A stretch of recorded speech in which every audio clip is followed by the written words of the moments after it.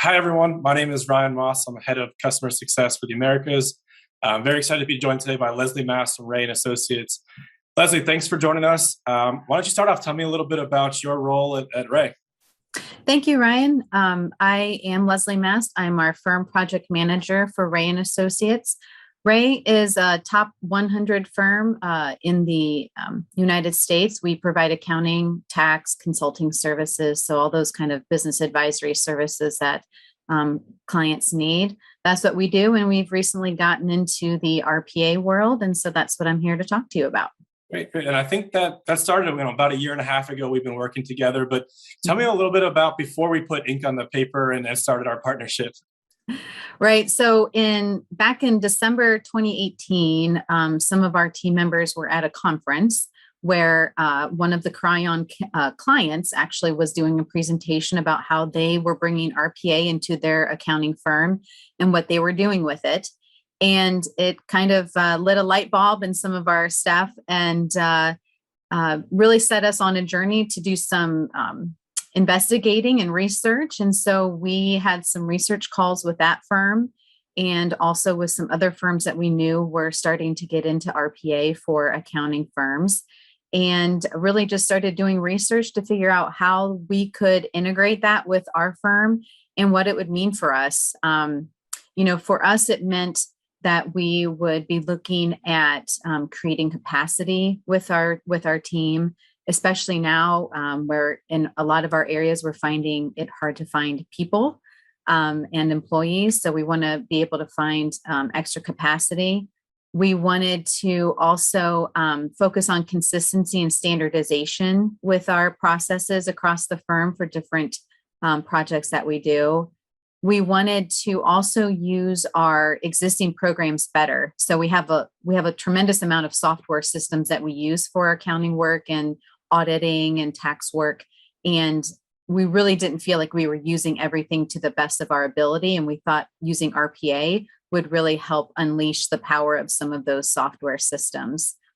We also wanted to also create additional higher value opportunities for our staff. So we knew that implementing RPA would help eliminate a lot of the repetitive kind of mindless tasks that need to be done. They're very important, but they don't add value to any of the processes. There's something that are necessary, and but it can be done by something that's not human. So we wanted to look at RPA for that as well.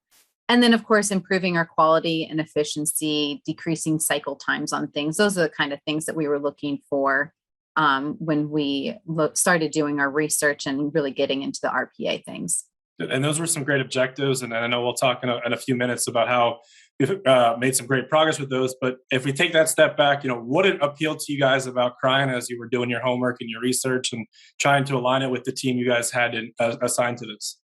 Right. So when we were interviewing vendors for RPA services, the one thing that spoke out to us with Cryon was that it allowed us to do the programming ourselves.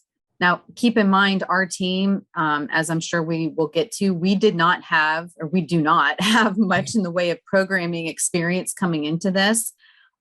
Most of us on the team had no experience. So it was important, though, that we were with a vendor who would let us do the work versus us giving somebody external to the team a project and working through the process and having them do the programming for us. It was really important for us to be able to do it ourselves. And I think we've seen that, when we look at the team that you guys have put together, right? A lot of varying backgrounds, but, no one who really had experience with RPA, but the team has really come in and hit the ground running. And I know, our team has been along for the ride with you guys to make sure you've been successful. Any kind of takeaways from the team and as you guys put that together, looking back as to getting the right people in the right place? Well, we've learned that, first of all, I should say that none of our team members, and there are 6 of us that are on the RPA team internally here, none of us do this full time. So we have other parts of our jobs that we do. And so that's been kind of our one takeaway, that if we had to do over, we'd put someone full time, and we're looking at doing that. Because the more full-time you are, the more time you're going to have dedicated and the faster you'll be able to move things along.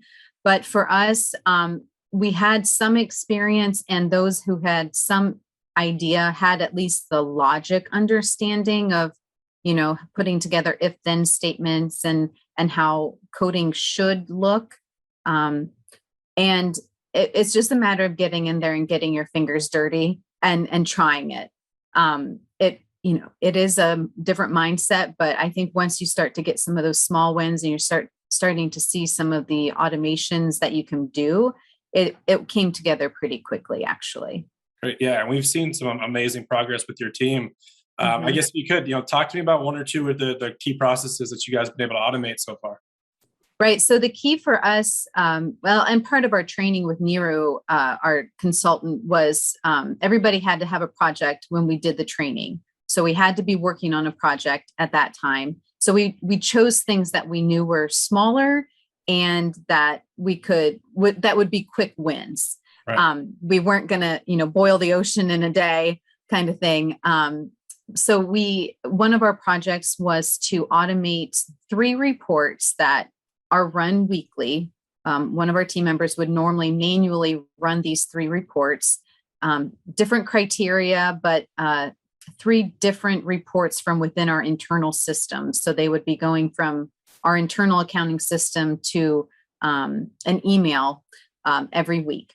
And normally it would take her 45 minutes a week to run these reports. And now it's less than 4 minutes a week. And it's done consistently and it's done timely. And she can go on vacation and the reports still run. And so, yes, so those things are important because, if she's out of the office for some reason unexpectedly, somebody else has to pick up that and get it done. So it's really great. I mean, a savings of 40 minutes a week may not seem like much, but as that accumulates, that's real time. And another one that we were able to get done fairly quickly, our due date manager for our tax return system. It can be very cumbersome as we go through the rollover process. So as we complete jobs, they need to be rolled over to the next year. So our IT, one of our IT department members, she would need to go through the process once a month, but all week, for 1 week. So 40 hours a month, she would spend trying to set up the system for all these rollovers. So we knew that this was something that was very mindless and tedious and repetitive. So it was a key candidate. So it went from 40 hours a month when she was doing it to about an hour and a half a month. So again, 38 hours a month, that's real time that we're getting back. So we had some easy, quick wins and could prove that the process would work for us and we were getting benefit out of it. Right. And those were great. Like you said, you guys came into training with some great ideas. And then since then, we've expanded into some other use cases and leveraging things like process discovery. Can you talk a little bit about your experience with process discovery so far? Process discovery has been really interesting for us. After we had some of those early first wins, we thought we could do more. So we went headstrong into one of our more complicated processes. And I'll say that we have now 14 offices within Ohio for our firm. And there are 14 different ways of doing this process. Of course not. Right. So there are some similarities and there are some consistencies, but what we were able to see through the process discovery process was that we were able to identify the things that were consistent and that we could build off of. And so, again, our Cryon consultant, Marcus, was really instrumental in helping us identify and understand what PD was doing for us and how we could gain value from it. But also how to recognize those things of the process that were automatable, and even some things that we might need to rethink how we do things and really focus on the process itself. So that project itself has come a long way. It's still underway. It's functional, but we know we have some enhancements to do.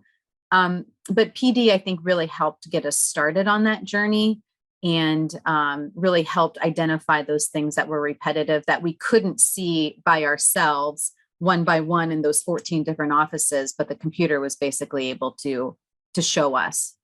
That's great. Yeah, no, definitely the value there and seeing those processes and seeing what we can standardize. And now, I think you talked about with the 8879 focusing on optimization. So I know we spent a lot of time, talking about measurement, the best ways to track the value and the ROI. Thinking back to those objectives you mentioned when you guys were first doing that research, how have you been able to kind of share some of those success, some of those wins up through your management? So ROI is very important to us. Knowing that we are venturing into something that actually a lot of accounting firms are still not doing. I think more starting to get into it, but we wanted to be, in the forefront of some of this.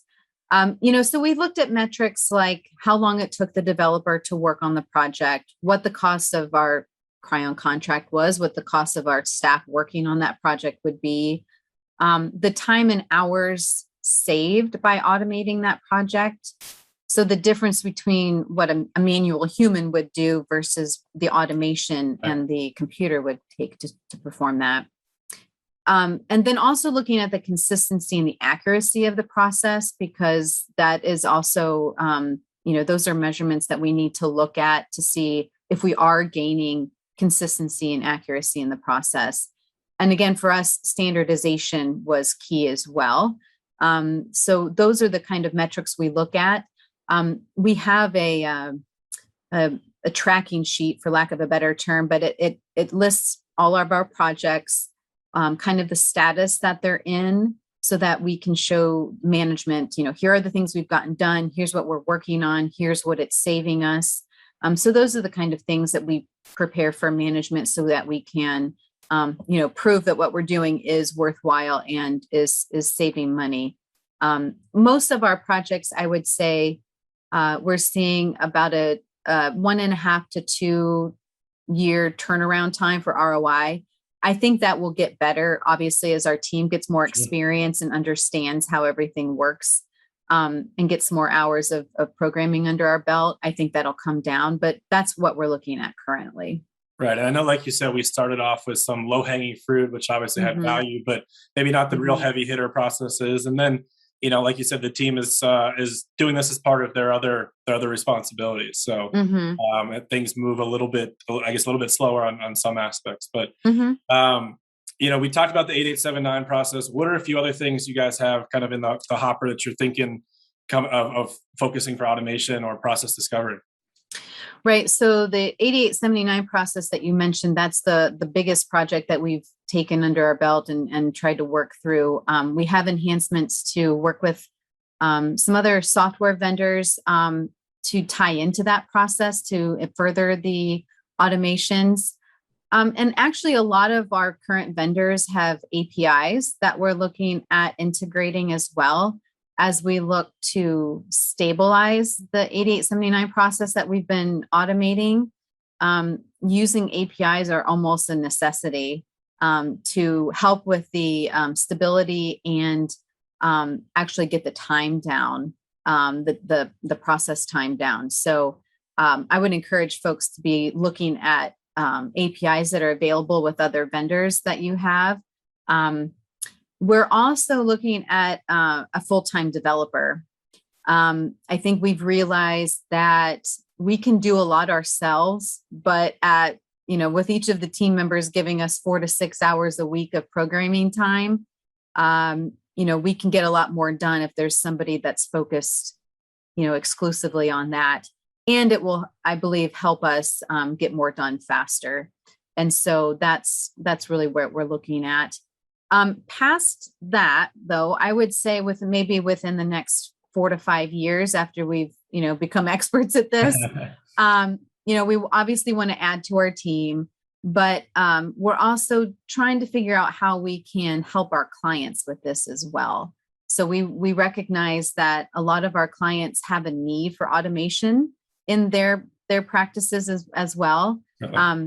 We've been approached by a couple of clients, and how do we figure this out?